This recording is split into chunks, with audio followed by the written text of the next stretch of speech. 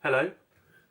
I've been asked to do a Bakewell pudding recipe, but there seems to be some confusion between Bakewell pudding and Bakewell tart. So what I've decided to do is both. Test out the recipes and see which one's better. I think Tony would like to be the final judge. We'll see what she says. So let's get started.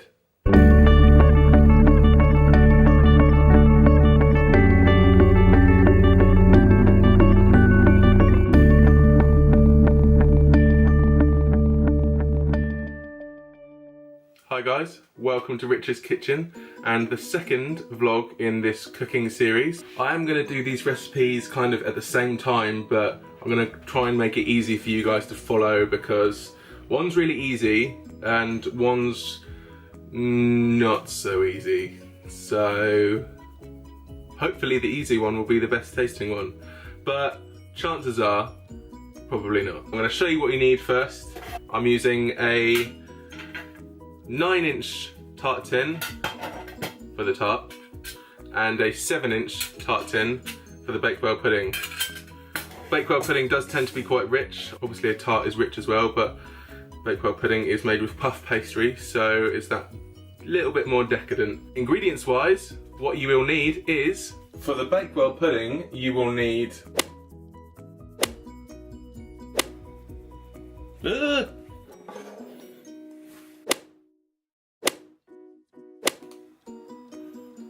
for the Bakewell tart, you will need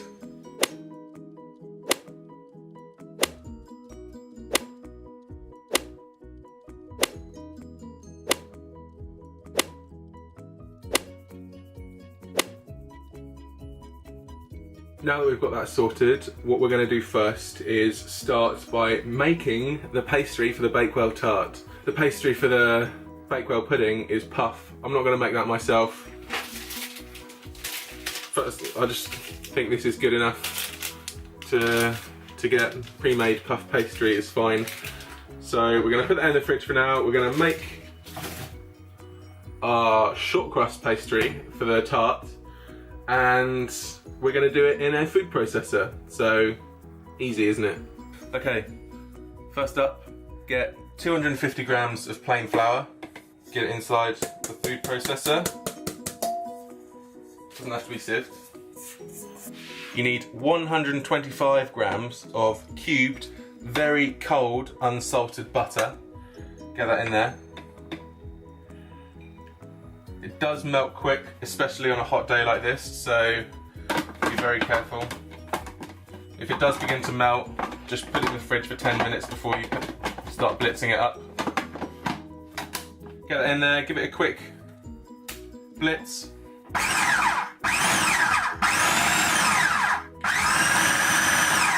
What you're looking for is a sandy consistency. So I've still got some lumps of butter in here that haven't really broken down, so I'm going to give it another mix.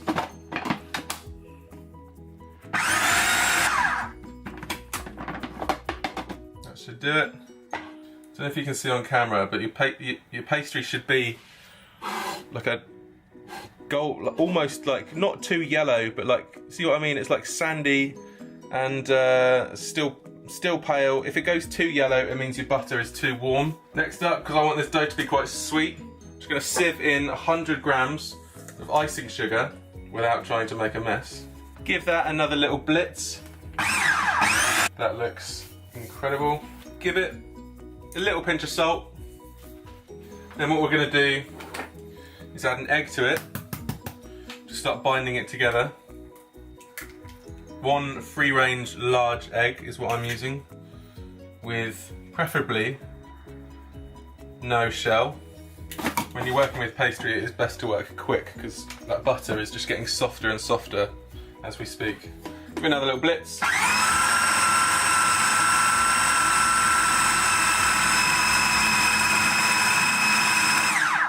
Obviously you can see now it's coming together, and now I'm just going to add a drop of milk.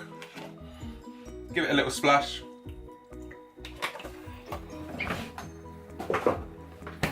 Mix together again. That is now done. Get the pastry out. See, that's the consistency you're looking for, very soft. Not too soft.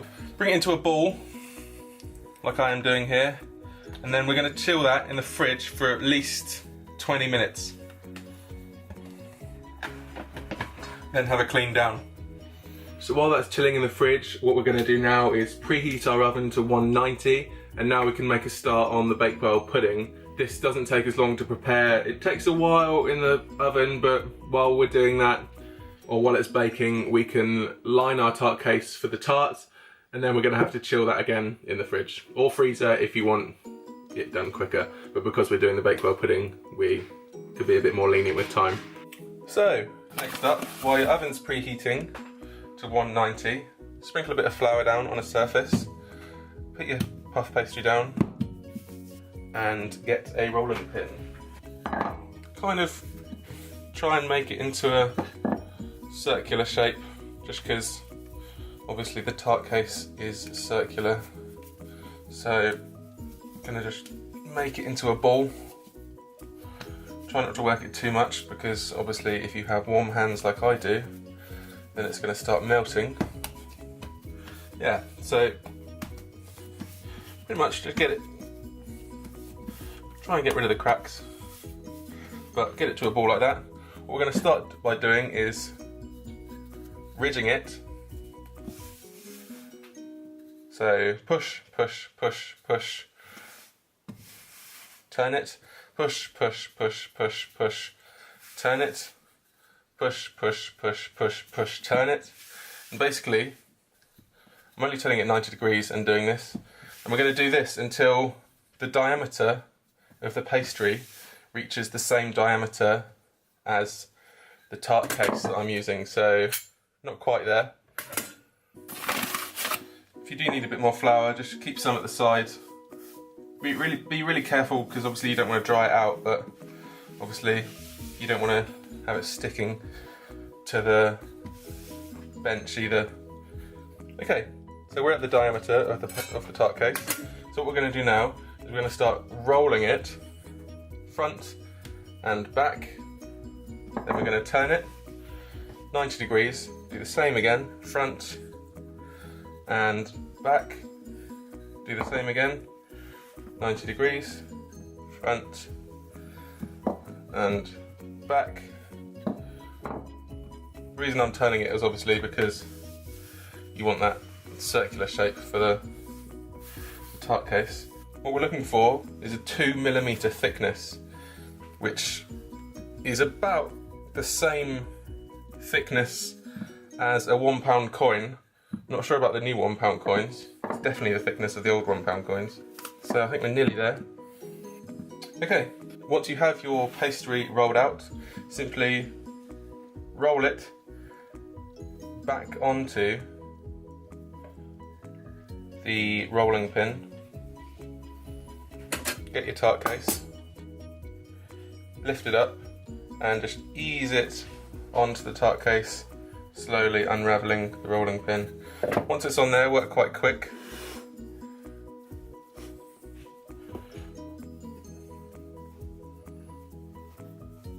It is quite stretchy, so push it properly into the corners.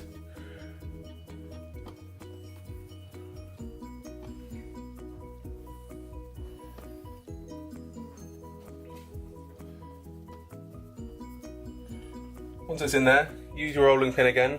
Simply go over the top, and that's just an easy way of cutting the pastry down. What I'm going to do now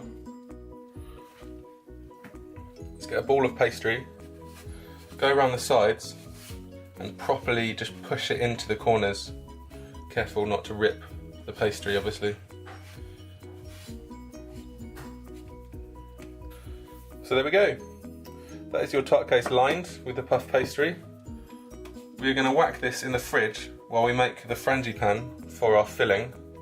So I will be back in a second. So next up, we're making the frangipane for the Bakewell pudding. So what you need now is the butter, the eggs, the sugar, the ground almonds, and the vanilla extract. So what we're going to do is going to cream the butter and sugar together in the KitchenAid. We're then going to add the eggs one at a time, and in between that we're going to add equal quantities of the ground almonds till it comes together. Almost, it's not really a paste, it's more of like an almond kind of thick almond mixture. We're then going to spread jam into the bottom of the puff pastry case, pour in our almond mixture and bake that in the oven top shelf for around 30 to 40 minutes. But we'll see when it's golden brown on top, we'll take it out. What I've got here is 100 grams of softened butter. I'm going to add an equal quantity of caster sugar, so another 100 grams.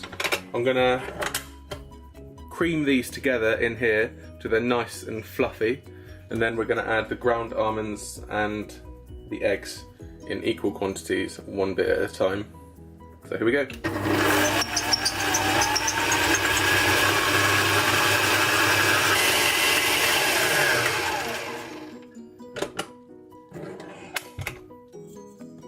So, as you can see, it's gone ridiculously fluffy. Okay, so now I'm going to add one egg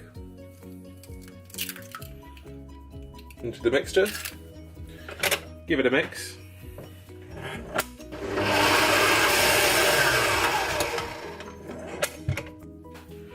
I'm going to add a little bit of my almonds.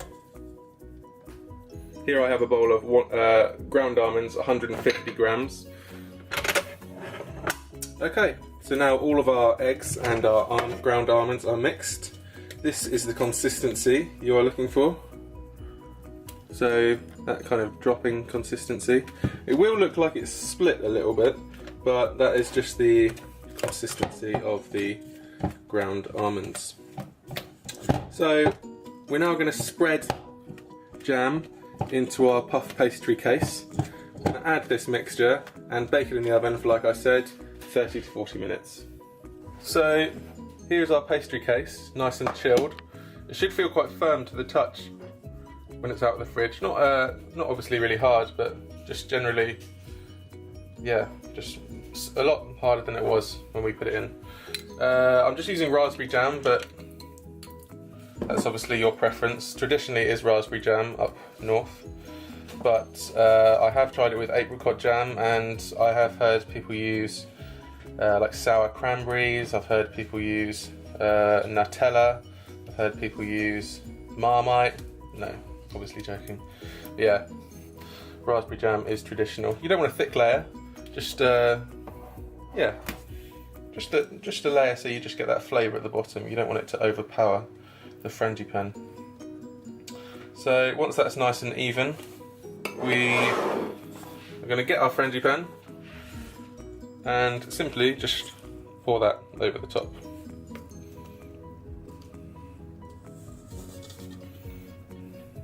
And then level it out using your spatula.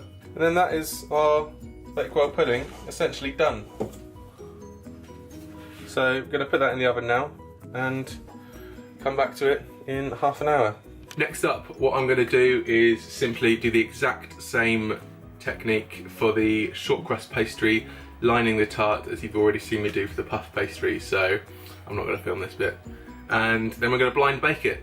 So I'll come back to you when I've lined the tin. So now that our tart case is lined with the short crust that we made earlier, we are now going to blind bake it. And what that means is you basically have to blindfold yourself, walk from the other side of the room, and then find the oven without knowing where it is. Obviously I'm joking. Basically cooking it without the filling, so the pastry will cook. What you need to get is some greaseproof paper, fold it in half again, like as so, so you get a square. then with this corner being here, fold it like that. And this is what we call a cartouche. Comes in handy for when you want to sweat vegetables in a pan. Measure up the middle to the edge of your tart case and then rip off just over that.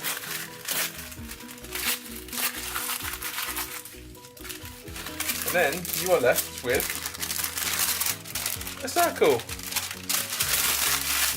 Screw it up just so it's easier to work with. Hey, sorry about the quick cut there. The pastry had actually been out of the fridge for a little bit too long while I was, cleaning up and sorting the cartouche. So I've just put it back in there for another 10 minutes. I'm just gonna have a clean down and then we will line it and then bake it. Okay, our Bakewell pudding has literally just come out. What you're looking for is that nice golden top. We're gonna leave it in the tart case to cool for about 10 minutes. Serve it with ice cream or chantilly cream, or I personally like malted cream at the moment, which is a big winner in this house anyway. So yeah, there we go. There's the Bakewell pudding. Okay, so now the tart's out of the fridge and it's chilled and is ready for the oven. We can now put our cartouche inside. Be sure to scrunch it all the way down to the bottom. Because it has been in the fridge, it is quite durable and quite firm, so don't be afraid of putting your fingers through it. Obviously, if you haven't chilled it, that would be an issue.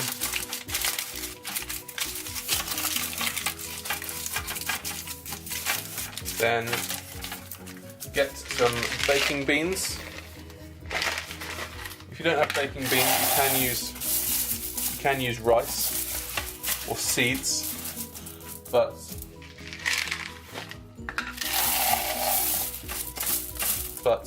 if you are a keen baker, then I would recommend getting some of these. You want to basically spread them out as evenly as you can, but make a hole in the middle so the heat can radiate towards the base. And obviously make sure it's firmly up the sides so they are fully cooked by the time you've finished blind baking. So this is going to go in the oven for 12 minutes. I'm not going to blind bake it fully because the tart does take quite a long time.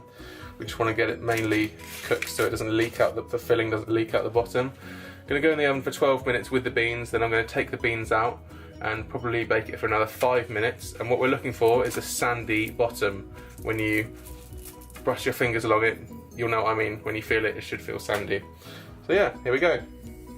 So while that's in the oven, we can now start making our frangipane for the tarts, and we're going to use the food processor again. So I know I said this recipe was hard, but obviously if you've got a food processor, it does make life a lot easier.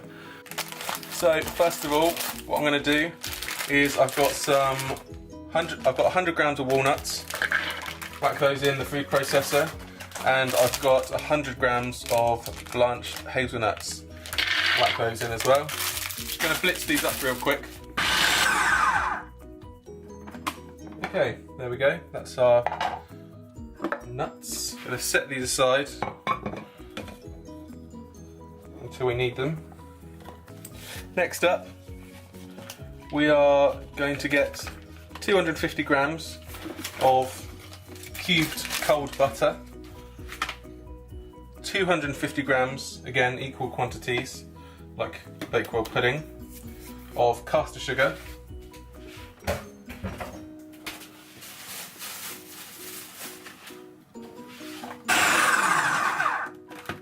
get a grater, grate in some lovely orange zest. Just going to add that fragrance of citrus to the tart, which is going to be gorgeous. Zest up some lemon as well. Get the lid on, blitz it again.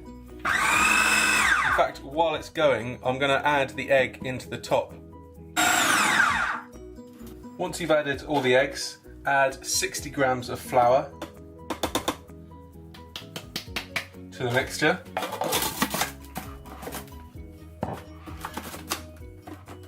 Blitz it one more time. I say one more time, I'm just going to add some vanilla to it. About a teaspoon and a half maybe of vanilla extract. Give that, this time, one more blitz. And that is your tart filling done. Guess what I forgot to do? Forgot about these, didn't I? Don't worry. Just ignore when I said that this is the final time blitzing your frangipan. We'll get there eventually, we'll get there. Turn it on again. And then that is your frangipan. Definitely done. What we're going to do now is get the tart out of the oven because it's been in there for about 12 to 13 minutes. When you first get it out, don't take off the beans straight away, just check the sides. Make sure the sides are done and they can stand on their own. Check for cracks. Get a bowl, preferably a metal one, and be very careful taking out the baking beans because they will be obviously red hot. I find the best way to do it is kind of grab it from all four corners and simply just place it into the bowl.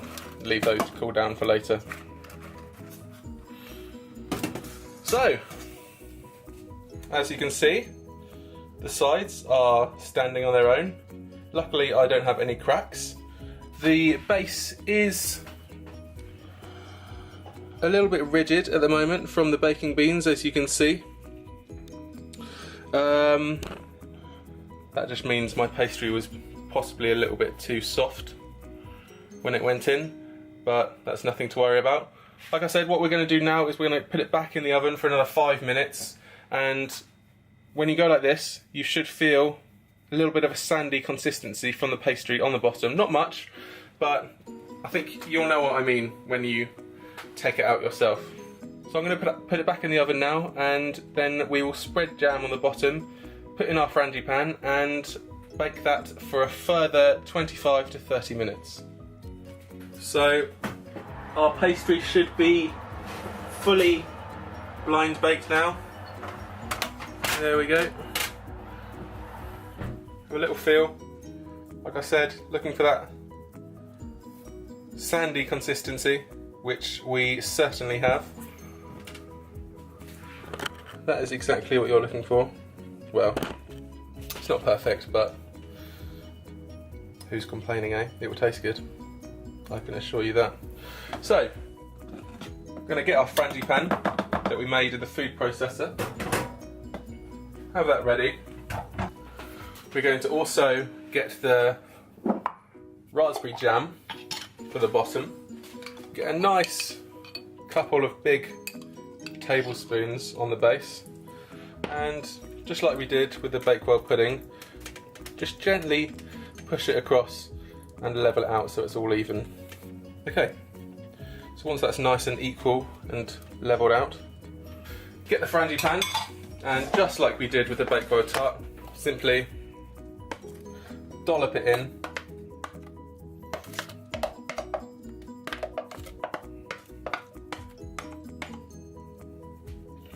Do be careful because it will spread the jam. The jam will go to the sides, but that doesn't really matter too much because it's just going to make the sides nice and flavoursome as well. I'm going to make some proper icing, and very thick icing, using 300 grams of icing sugar and about 3 tablespoons of water, so you really don't need much. So I'm going to then spread that across the top once this is nice and cool, and then that will be ready to decorate and serve later on. And then we will find out which is better. So yeah, this is now going in the oven for 35 to 40 minutes. I do apologise, I did say 25 to 30. So yeah, 35 to 40 minutes, 180 temperature, same as it has been all day. Whack it in there and let's just hope it looks great at the end. So our tart has just come out. You can literally hear the sizzling from the jam inside. That's just because we use a little bit more in this than the pudding. Gonna wait for this to go down a little bit. As it cools down, the top will drop down a little bit. But in the meantime, we are going to make the icing. So I've weighed out 300 grams of icing sugar. I'm just going to sieve this into a bowl. And now what I'm going to do is simply squeeze out the juice of half an orange, which is approximately 3 tablespoons. So give it a little mix. So here we go.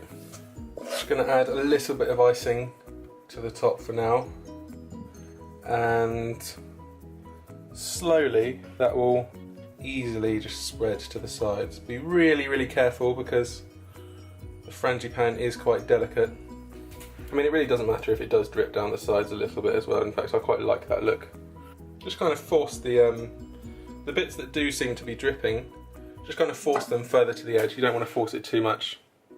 Now I'm just going to colour the rest of the icing pink with pink gel colouring. Gel does tend to be the better option to use just because I just find it colours it easier than the liquid. Get one of these, pour in all of your icing. Cool. Once that's in the bag, tie up.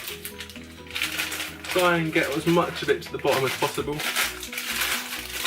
If you don't have one of these, you can always use a sandwich bag or any kind of bag really. Just get it into the corner and make sure it's airtight. But like I said in one of my earlier vlogs, if you can get these and you are a keen baker / chef, they do massively come in handy, so try and get one. All I'm going to do now is snip the end of the piping bag, about, not very much, just about that much of the end, just so you have a reasonable sized hole, and simply just go over the top as so. Try and keep a steady stream.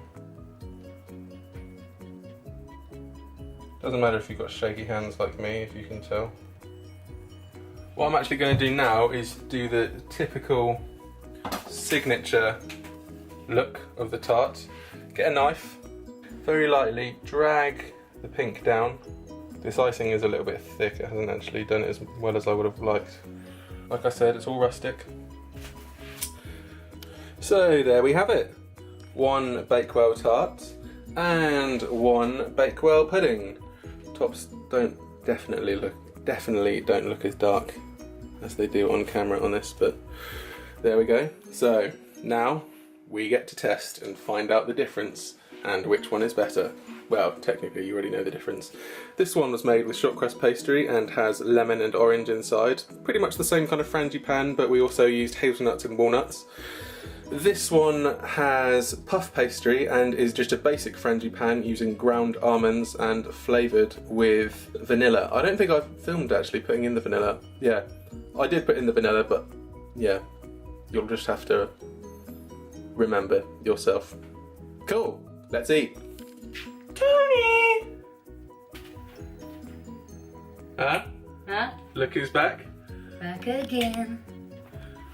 Tony's back. Tell a friend. Tony's back, Tony's back, Tony's back, Tony's back, Tony's back, Tony's back. Anyway, Tony's going to taste both the tart and the pudding and decide which is better. See how good I am? She's going to try it first. Right. This is the tart. That's what she said.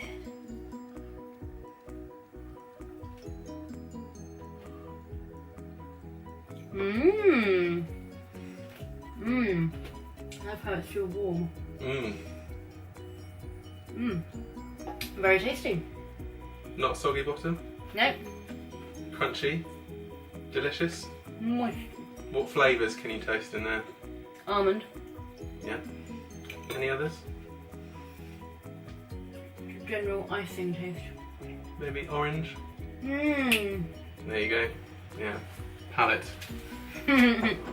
Right. Don't stop eating all of that at once. You need to try this one. Right.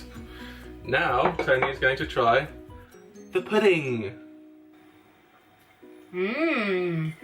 Gooier. Gooier. Mmm. Not sure if that's a good thing or a bad thing. Mmm. Yeah, more More almondy. Well, it should be, because there's no almonds in the other one. in there? No? No. Yeah. Oh, look at that chair moving out. Ooh. Oh. After last week's donut hype, Well, yeah. which delivers. So, out of 10, which would you give the tart? Which one's the tart? That one. Tart is that one. 9 out of 10. Really? Hmm. 9 out of 10? 8 or 9, yeah. Well, which one? 8.5. Okay. And what would you give the pudding? About the same, I think. Oh. No. Icing one, the tart is 8, and the pudding the 9. Really? But I do like that the tart is warmer. But obviously that wouldn't matter if you were serving it elsewhere. Well, you could always just warm the pudding up.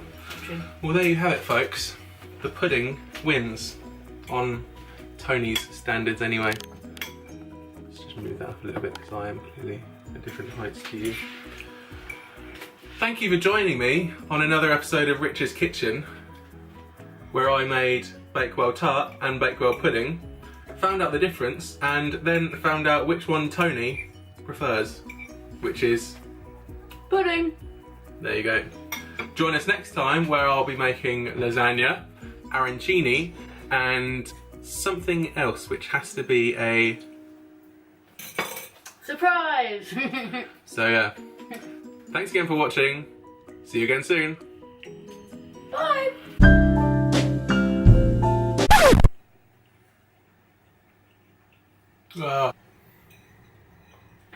The tart definitely wins.